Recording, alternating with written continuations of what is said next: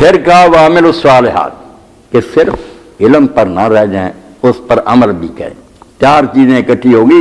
پھر ہی زاد المعاد ابن قیم کہتے ہیں کہ وہ ملکوت میں اللہ کی بادشاہی میں عظیم بڑا آدمی وہ کہلاتا جو علم، عمل اور اس کے بعد پھر تعلیم، پھر صبر. میں نے اپنی زبان میں بیان کر دیا 4 چیزیں وہی ان میں بیان ہوئی ہیں کہ پہلے علم حاصل کرے، علم میں کوئی کمی نہ جانے کہ نبی نے کیا کہا، اور اس کے بعد اس علم پر عمل کرے. ہم بڑا اچھا نسخہ حکیم صاحب سے لے لیں فلاں بیماری کا، نہ بنائیں نہ کھائیں تو محض جاننے سے کیا فائدہ ہوگا.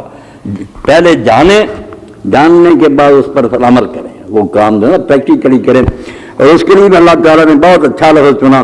کوئی نہیں کہا کہ حسنا فلاں یا صالحات کا، کہ وہ کام تندرست ہونا چاہیے، اس میں کوئی خرابی نہیں ہونی چاہیے. صلاح کے الٹا فساد، خراب چیز فاسد، ٹھیک ٹھاک چیز ہے صالح. اس لیے کہ پھر آدمی نیک ہے، وہ نیک تو فارسی کا مطلب یہ ہے کہ اس میں خرابی نہیں، ہر لحاظ سے وہ آدمی نا ٹھیک ٹھاک ہے، فٹ پار ہے.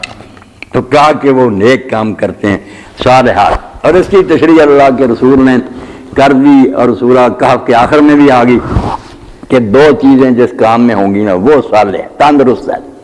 ایک تو نیت کا خلوص کہ صرف اللہ کے لیے کیا جائے، اور دوسرا رسول اللہ کی پیروی میں کیا جائے. خلوص کہ شرک نہ ہو، نیت میں کوئی ریاکاری نہ ہو، اور دوسرا کرنے کا طریقہ اللہ کے پیغمبر کا بتایا ہوا. اس سے ہٹ کر ہم کتنے اچھے کام کریں نا، وہ اچھے کہتے پھریں بدعت ہو سکتے ہیں، عمل صالح نہیں ہو سکتا. تندرست عمل وہ جس میں یہ 2 خرابیاں نہیں، نہ اس میں اپنی طرف سے کوئی بات گھڑی ہے، اتباع ہے، پیروی ہے رسول کی، اور ساتھ نیت میں کوئی خلل نہیں، اللہ کے لیے صرف. تو کہا یہ کام کرتے ہیں.